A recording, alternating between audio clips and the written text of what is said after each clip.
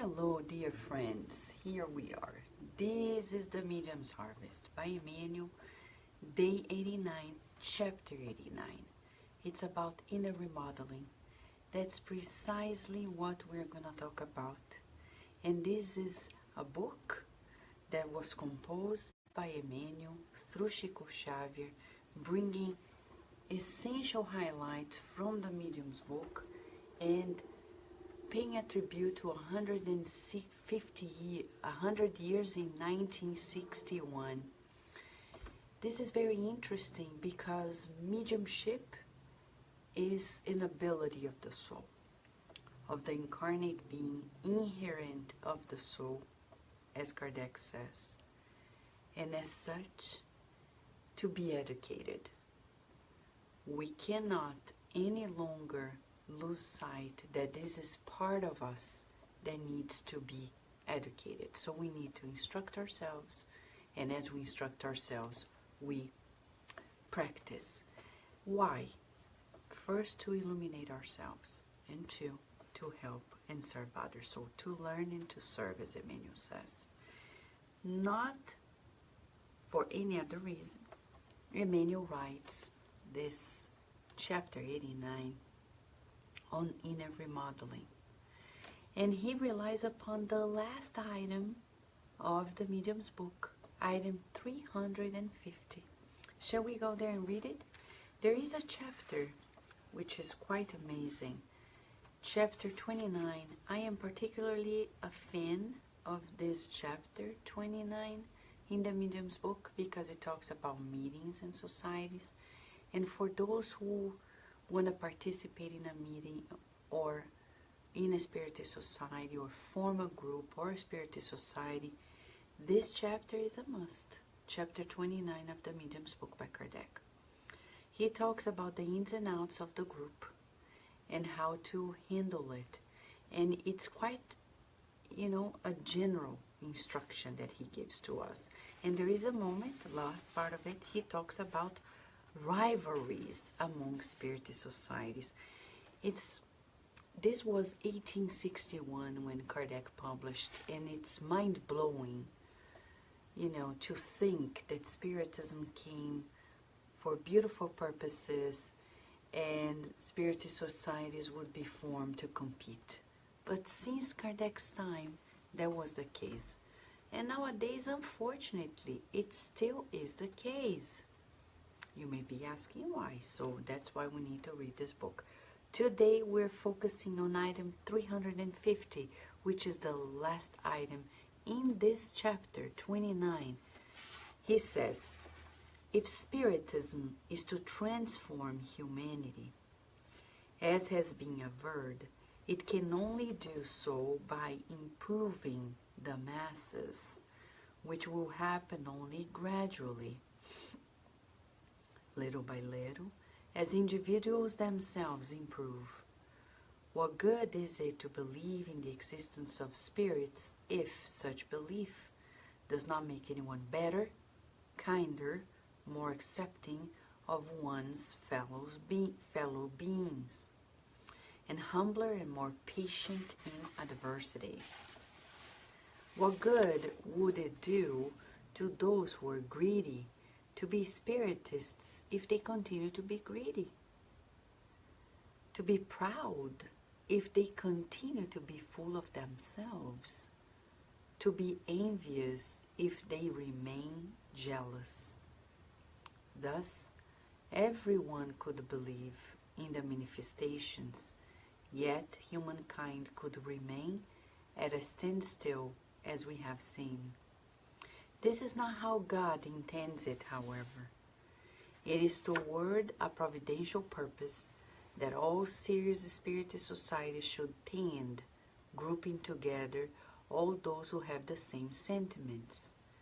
Then there will be unity, sympathy, fraternity among them, rather than any vain and childish antagonism provoked by self-centeredness.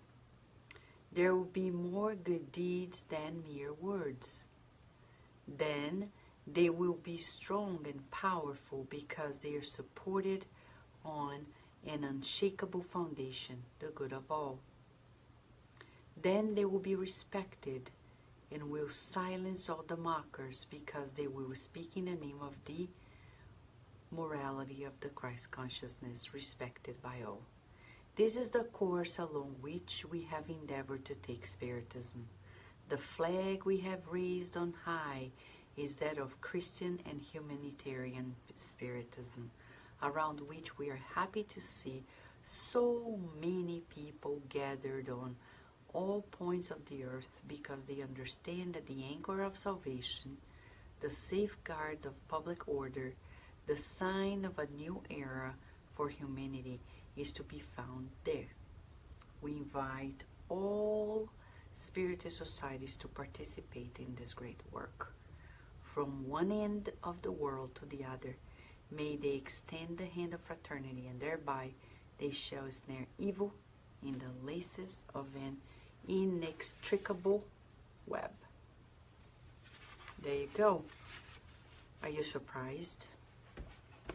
No, we're not surprised. We're not surprised because he says self-centeredness is the key here. Pride, selfishness. I know Spiritist centers around the world who are wonderful, and the people within, they mingle with other centers. There are centers who are like soccer players. They are celebrities. They want to strike the goal. They don't want their team player to do it. And there are Spiritist societies that are like this. They exist, and they want to coordinate an event, but they don't want to do it together. They don't want to unite everybody possible. They want to say, I am bringing Divaldo Franco here. I'm bringing Haroldo Dutra Dias here. And they don't want to put together the whole group in the region. That exists. Unfortunately, it exists in many places on the earth. And it's sad. It's very sad. It's so sad that this happens, because it's showing to us that we are more concerned about external issues than internal ones. Let me give you another example. There are Spiritist centers that are very concerned about creating state federations. And they are more concerned about that state federation being strong than uniting with everyone and every Spiritist center, irrespective of it all. What would you do? Would you be prioritizing an organization or the cause? And that's why Chico Xavier, I don't know if you know it, but Chico Xavier created 3 Spiritist centers in his life. The first one in the city of Preto Leopoldo. Luiz Gonzaga, the name, it still exists. One day he had to leave the city due to several issues. He moved to Uberaba. When he was in Uberaba, he founded the Comunhão Espírita. He was there for years. And then I have a letter where he describes to Salim Haddad in the United States why he actually had to move and form another Spiritist center, the last one, the Casa Espírita da Prece. Because once, and I heard the story not only in the letter by Chico himself, but also from other friends, Geraldo Lemos Neto, Dr. Marlene Nobre, and even Raul Teixeira, because he left the Comunhão Espírita de Uberaba because once he received a large donation. A woman who was very wealthy donated a farm. And I even have he sent it to Haddad, and Haddad's daughter gave a copy to us. And we have this copy of the contract. She gave this to him so he could dispose of it in benefit of others. But Chico Xavier never kept anything for himself. But some directors of the Comunhão Espírita, the second center, they wanted Chico Xavier to sell the farm and give the money completely to the center so they would expand the center. And Emmanuel said, no, no physical expansion. We need to keep ourselves small, simple, like the primitive Christians. So this idea about large mega churches, 20,000 people, mega spiritist centers, is not a thing of Spiritism. Okay? So you see how our Spiritist movement is really derailing.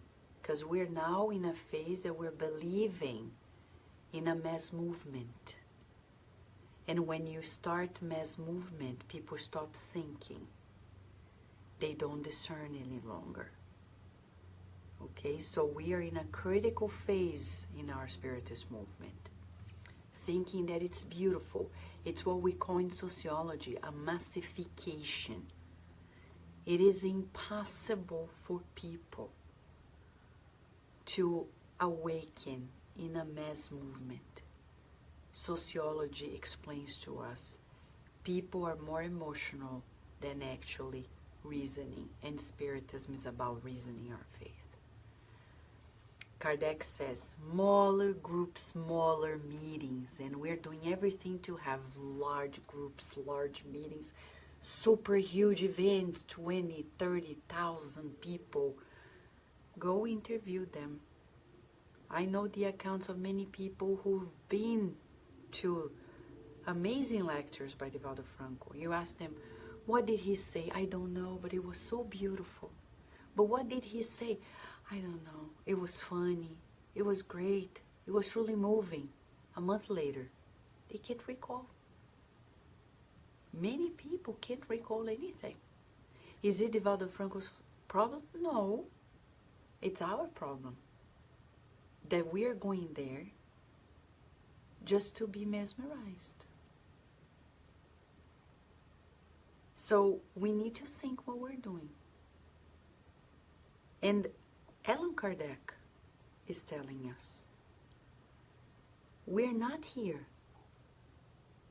for the organization, but for the objective of growing.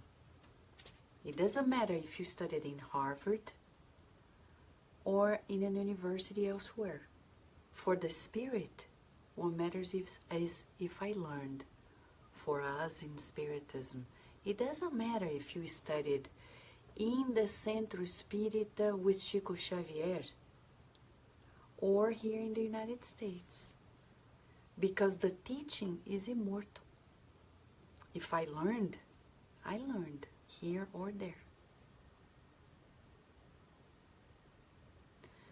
So what happened to Chico? Chico Xavier then, in directors meeting, the board of directors were power struggling with him. He then, according to all the people who told me the same story, he pushed his hand against the table and said, okay, you can keep it, but I will no longer be here. He moved and opened the last Spiritist Center, Casa Espírita da Prece. And he said, the house is above the cause. The cause is above the house. A causa está acima da casa. The cause, the Spiritist cause, is above any organization. Kardec is talking about it now. Yes, it's important for us to be united, but more important than it all is to be focused, not on creating a strong Vatican, but to be a true fraternal movement. It doesn't matter if I am from the Spiritist Society of Virginia and you are from the Spiritist Society of South Africa. Right, Rihanna? We're Spiritists. And this ego and pride of saying, many people have this pride like, oh, I gave a lecture at the Brazilian Spiritist Federation. Okay. You think there is more value there than a center in another location on the earth? But Vanessa, no, there's no but. According to the teachings, good spirits will be everywhere, irrespective of the name of the organization, irrespective of the size of the number of people. There won't be more good spirits according to the number of people that will be gathering. So much so that item 341 of the Medium's book talks about the fact that the conditions for good spirits to be present is perfect commonality of ideas and sentiments, first and foremost. So you may be putting together representatives of several spiritist centers together in an international meeting. But if they are not there gathering together because they are loving, fraternal, and kind, etc., a meeting of apparently nobody whom we know, somewhere on the earth, where three people are gathered with so much love for amongst them and for humanity, it's more likely that superior spirits of high stature are going to be using their mediumistic meeting to help many spirits. That's the rule that we have. And that's where we may be failing. He says, Spiritism came for a humanitarian cause. So what are we doing humanitarian-wise? There is no time anymore to waste on petty discussions of power, of federations. When I see discussions like this, I say, man, we're just wasting time. Why? Because we can't discuss charity, says Dr. Bezerra. We need to work. Right now, if we are serious, we should be discussing how we're going to help, for example, in the United States, how we're going to help the social commotion that is happening due to mass shootings in schools. This is a cause for spiritists in the United States. If you live in Brazil, there are other causes. If you live in South Africa, the president resigned, right, Rihanna? So what's happening now? How are we going to help that community?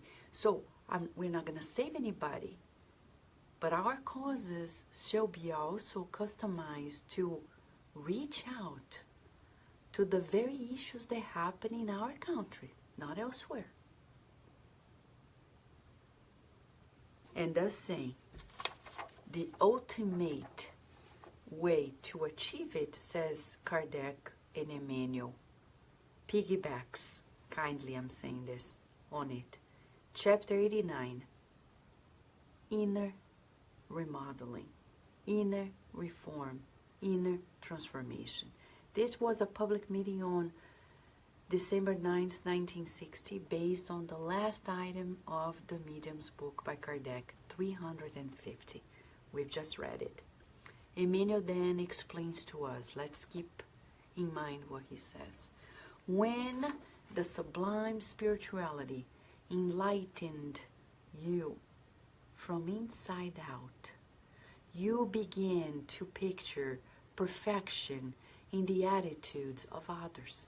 However, when you are seeking for ideal patterns of behavior here and there, you observe nothing more than needs and denials.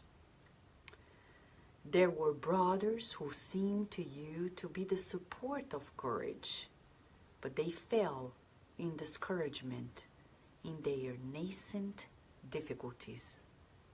There were individuals whom you supposed were destined to the mission of blessing due to their musical affection that vibrated to them in their mouths, but they were cursed by little thorns that touched their clothes. There were companions who appeared to be trunks, strong in their faiths, but they slipped easily in the mire of doubt. And there were souls who believed to be models of faithfulness and tenderness, and instead they were forsaken. They forsaken the climate of hope in the first hours of their uncertain struggle. You suffer, you demand, you inquire, and you are stunned, treading the path of renewal that elevates.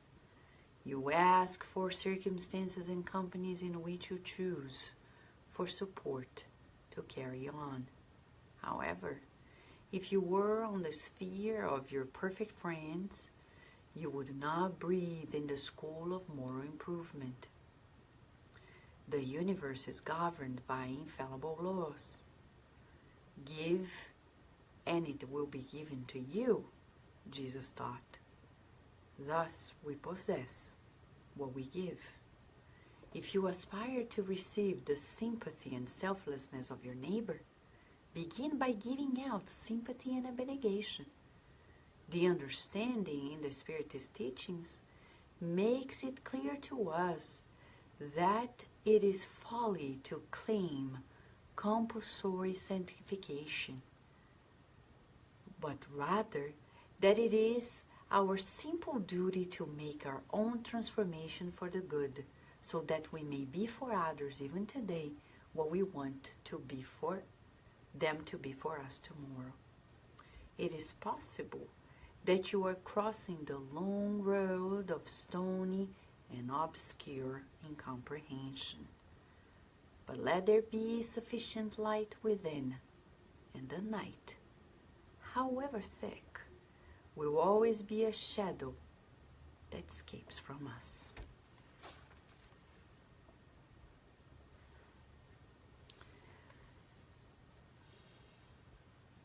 Let's breathe in and out first and foremost. No, we don't want to point fingers to anybody. Emmanuel is telling us that the higher spirits, the sublime spirits, illuminated us. And then we started seeing others searching for perfection. What is perfection? Selflessness. It's this sublime state of the mind. Of course, none of us are there yet. And he says, instead of being in deception with the shortcomings of others, focus on you and give to them what you think they should give to you. As president of Spiritist Center, I've been president of Spiritist Center for 20 years. First, the Spiritist side of Baltimore for 14 years, and the Spiritist side of Virginia for 10 years. Overlapping for a number of years, and now the Spiritist side of Washington. And I tell you this, being in this position of coordinating the efforts, managing, it's not easy. And some people, of course, look at us expecting sanctification and attitudes almost like in a paternalistic way. But we cannot do so.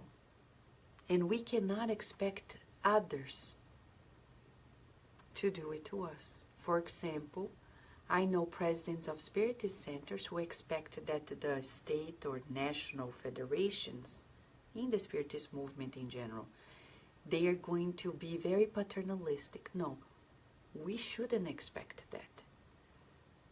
What then should we expect? Let's rewind the tape and go back to the beginning of this book. We have duties to help, but we're not working for those people. We're working for God with these colleagues, these friends, with, not for, not to, but with. And no matter the role we play, we are orchestrating together. So we're talking about harmony, like an orchestra. If I focus on the music letter, the lyrics, and the melody, we won't go wrong. We won't go wrong. We won't be out of tune. The out of tune movement comes when we start being distracted due to life's challenges or to our inner challenges in terms of our self-centeredness, as Kardec explains to us. When we go to the Spiritist Center, and if the president of the center doesn't say hi, give us a hug, we're like, you see, I come, I do this, and I do that, and there's no hi to me. It's always talking to somebody else, always giving attention to this person. I'm no longer going to be here. We can't expect that in a Spiritist organization. In a Spiritist organization, we're supposed to learn and serve. Learn and serve. Learn and serve. Sit down, listen, and ask, how can I help? Even though I may be going through an obsession, the best way to help is not to disturb. The best way to help, we would say, do not create problems. Do not gossip. Do not talk about what you don't know. But also be responsible. If you see things that are off, go talk to the coordinator. If you're seeing problems in a federation, write a letter, send an email, make a phone call, send a message. But do not create a plot against that organization. But be responsible, because there is the worst of all is when we see the wrong and we cross our arms and we say, oh well, what can I say? I become a witness. I become co-responsible. My omission. So we can't battle in the Spiritist movement, in a Spiritist center. That doesn't belong to the Christ consciousness. What we can do is to begin inside of us, the inner remodeling. That's our focus. How can I improve myself? We are in a remodeling phase. Where should I begin? Kitchen, living room, bedroom, bathroom, landscape.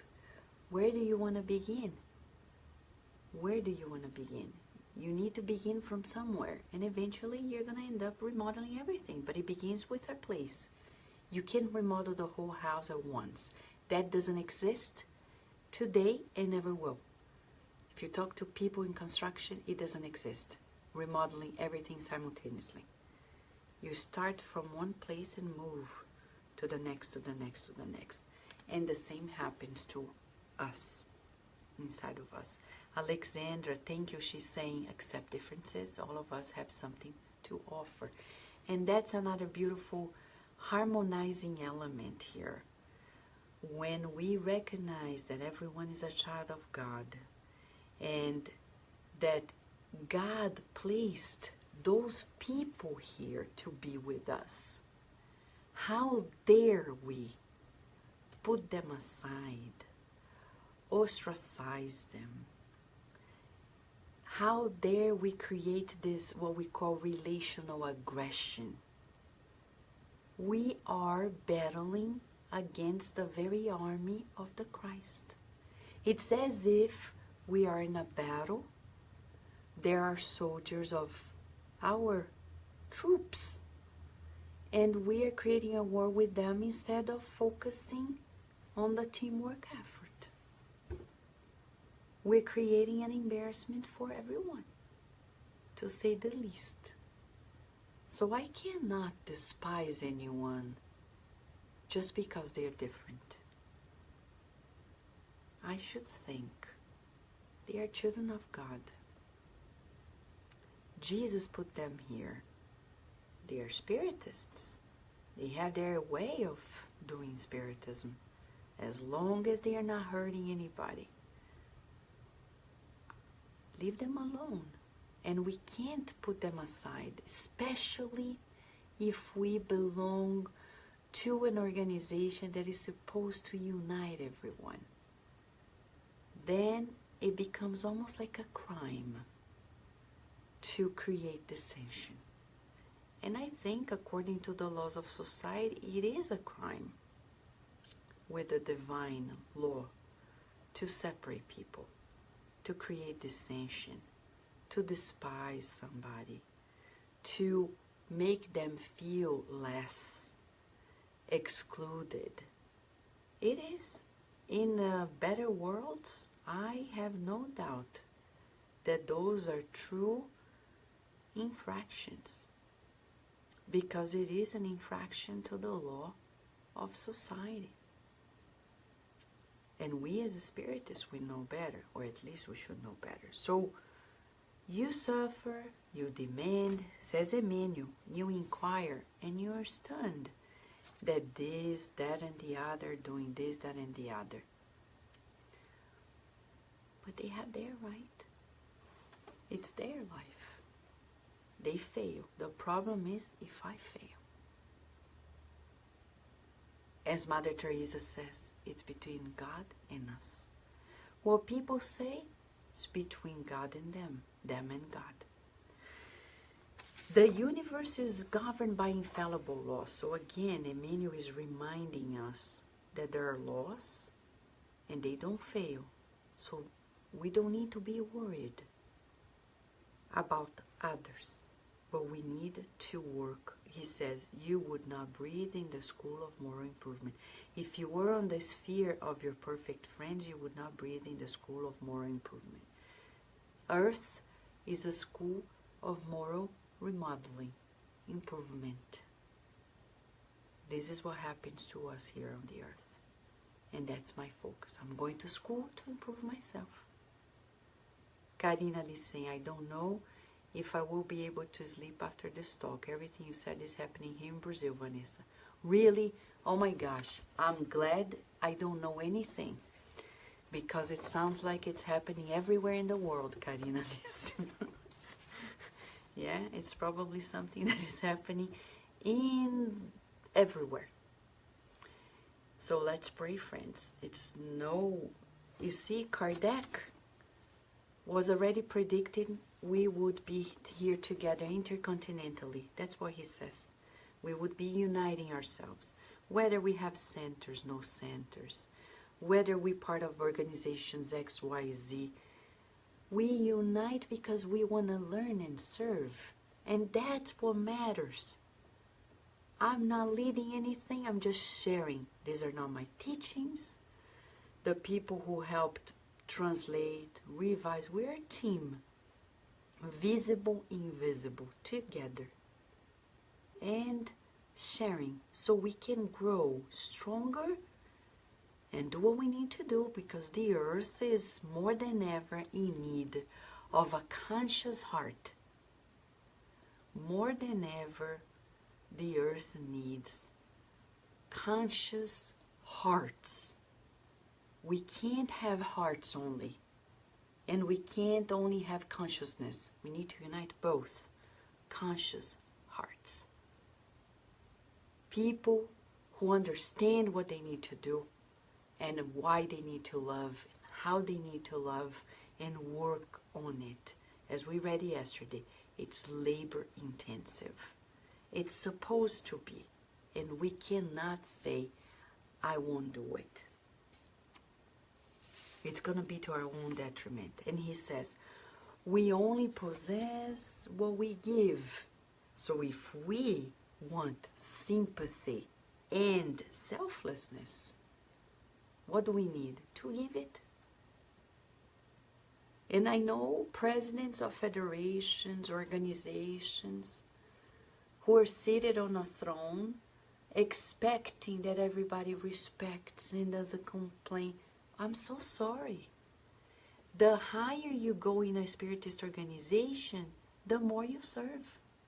You can't expect to be served. We're not the church anymore. We're no longer the church. We need people to do what the governor of Nosso Lar shows to us. He was the one that didn't take a break. Look at people's Facebook.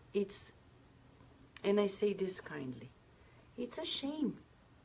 We see presidents of organizations taking pictures, spiritist organizations, taking their pictures at the beach. I'm not talking about nudity. We're talking about you're supposed to be serving. You're not supposed to be showing that you're relaxing. Not on the earth. It's a school of moral improvement. There is no time for us to go there and look at people who are watching us saying, you see how happy my life is? And I'm the president of a spiritist center. Please don't go there.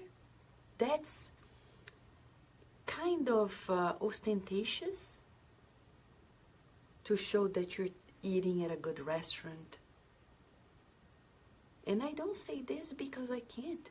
I'm saying this because as a psychologist, I get daily calls, emails, sessions with people who are bothered by the fact that spiritist friends who are supposed to be practicing these teachings are pretending to be. It's just like high school. We spiritists don't use Facebook in the same way that everybody does. First, we don't use Facebook to create fake news. We only publish what we know is true. If we're not sure, we don't publish. 2, we don't ostentate. We don't show off to people saying, you see, my life is great. I travel all around the world, and I work out at the gym, and I eat at these good restaurants, and please, it doesn't match. It's incoherent. That is pride. Self-centered. No wonder we're having the issues. But Vanessa, Emmanuel is talking about inner transformation. I know. That's what we're saying. It's not only the inner transformation of the people who attend the Spiritist Center, but those who have a commitment with those people. As Alexandra is saying, we have to walk the talk. Not saying that we will be perfect, but we're talking about basic common sense. We're not talking about anything super elaborated, to be super patient, to be super tolerant. We're just talking about, do not brag about yourself, do not show off. And another thing that is very high school nowadays, because of the many events we see in Spiritism, people playing high school. Oh, these are my best friends. And then you have 3,000 friends in your Facebook, and you take a picture with 3, and you say, they are my best friends. It's just like high school. How do you think, it's a question that we ask at preschools, how do you think your friends will feel when they see that picture? They're gonna be happy for you? In Jupiter, on the Earth, they're gonna feel excluded. Is that beautiful? No. Is that coherent? No. It's a sign that we are not working in our inner transformation. But Vanessa, I'm happy. I want to show to, keep it to yourself. On Facebook, show to those 3 people. You can send a private message to them. You can keep private. You don't need to show the world to ostentate. Pride and selfishness. We have to be congruent. Exactly, Alexandra. And we're saying this because we're talking about this. You want sympathy and selflessness. We need to give it sympathy and selflessness. If the president of a spiritist center, okay, wants everybody to clean the center, the president of the center is the first one to be there to help clean the center, unless something deters the person. But I cannot say, you guys, you need to love me as a president of the center and forget about your duties. Come on, help me out. And I go home and sleep early. I can't. So if I want this from people, I need to give it. And the higher, and I say higher in the sense of responsibility, the more committed we are, the more we work and serve people. It's opposite of what we do elsewhere. I remember at the Spirit Side of Baltimore, many years ago, every Saturday there is a session, and we implemented that after that session we take turns, we have a schedule where people help cleaning the center. And I remember that day was my day, and usually I stayed until the end and helped somewhat, but we have teams. And that day, I remember I gave a talk, and after everybody was almost leaving, some people were still there, I started help cleaning, and this American friend came to me and said, I don't get it. You're the president of the center, you gave a talk, and now you're cleaning. You should organize your team better so other people do it, not you. And I said, read these books and you're going to understand why this is part of it. And the person was puzzled. And I said, yeah, this is not an ordinary organization on the earth. It's probably one of the most special types, if not the one. Because this is where we really rehearse the real fraternal relationship. Rihanna is saying one thing that is good about Facebook Memories is to see how your thought process have changed over the years. And I just say, aye, Rihanna. Yeah, but don't judge yourself, Rihanna, and forgive me if I'm being too strong in the statement, okay? Please, let's forgive ourselves. That's part of our inner improvement, inner remodeling, is to be merciful with us so we can be merciful with others, okay? Thank you for sharing, Rihanna. I make mistakes too, and I made in the past, and we're saying this just to reason with Emmanuel and Kardec. If we want to put together a mediumistic meeting in a spiritist center, the focus, first and foremost, is our inner transformation. But that doesn't mean, I read the other day, a beautiful Buddhist monk from Brazil, beautiful soul. She was saying, Oh, people talk about inner transformation as if we are imperfect. We should forget about it because we are complete inside of ourselves. We don't need to think about it. I respect that, but I think she probably misunderstands when we say inner transformation. Because when we say inner transformation, it doesn't mean that we are bad and we're going to become good in the sense of the word. It means we are blossoming, transforming like a butterfly, like a seed that becomes a tree. You look at the seed and it's going to be a tree.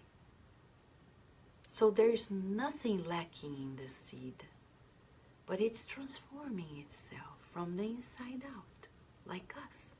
Kardec uses that analogy.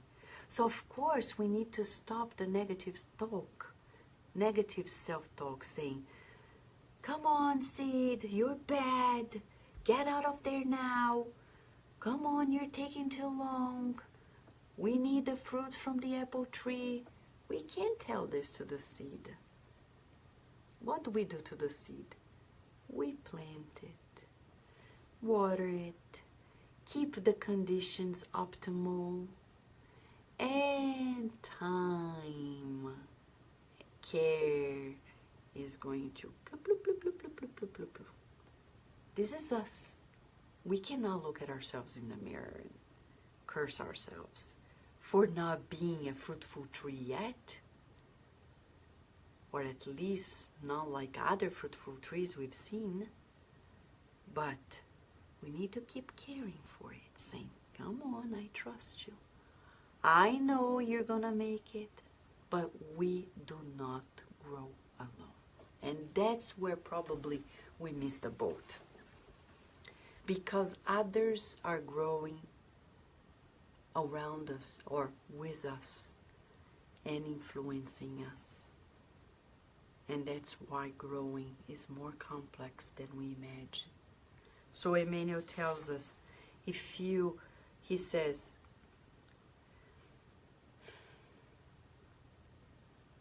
as we understand the Spiritist teachings, he says, it is clear that we can't claim to be saints, but it's our duty to be remodeling ourselves for the good and be for others what would like others to be for us. So I know people who leave Spiritist centers like this. That center, and they leave. I don't believe this, and they go home, do nothing.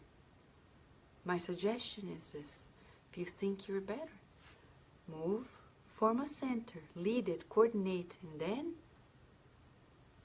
then you show how to do things. But not out of competition, out of conviction, and that's okay.